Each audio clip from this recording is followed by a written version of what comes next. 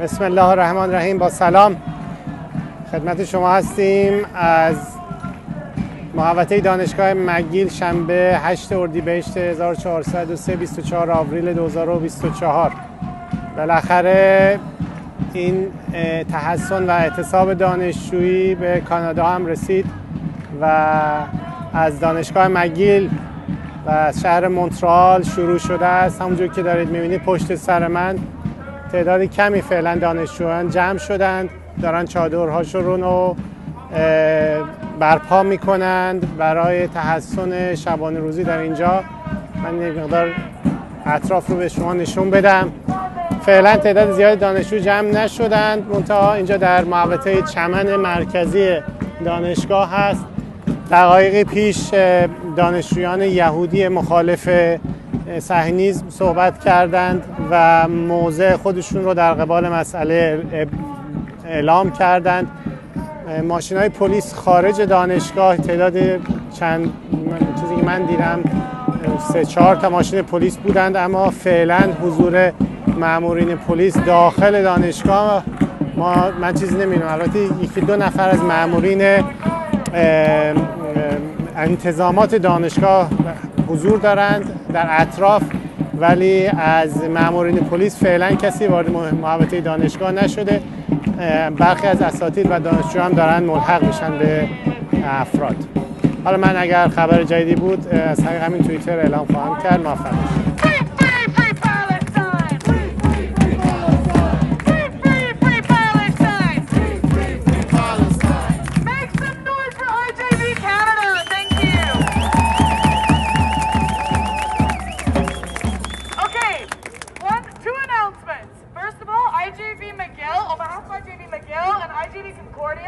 We would also like to say Chag Sameach and Happy Passover. Thank you. Second thing is, there will be a PYM, Palestinian Youth Movement of... با سلام مجدد. خب داخل دانشگاه همونجور که من گفتم حضور مامورین پلیس مشهود نیست، اما خب بیرون دانشگاه می‌بینید یک ماشین اینجا، یک ماشین پلیس اینجا چراغش هم روشن کرده. چند تا ماشین پلیس هم اینجا آنور حصارهای دانشگاه توقف کردن. 1 2 3 4 ماشین من فعلا میبینم، اما البته اونورم هست. اونور اینم سردر اصلی دانشگاهه. حدود شاید 7-8 تا ماشین هست، اما خب مامورین پلیس ظاهرا فعلا قصد ورود ندارند و فضا هم خیلی فضای آرومی است، فضای کاملا آرومی است و ببینیم چی میشه. حالا یه مقداری پیش بریم، شب انشالله اگر امشب اینجا باشیم در خدمت دوستان تحسن کننده، اتفاقاتی شاید بیفته فردا یا نمیدونم. حالا فعلا هستیم.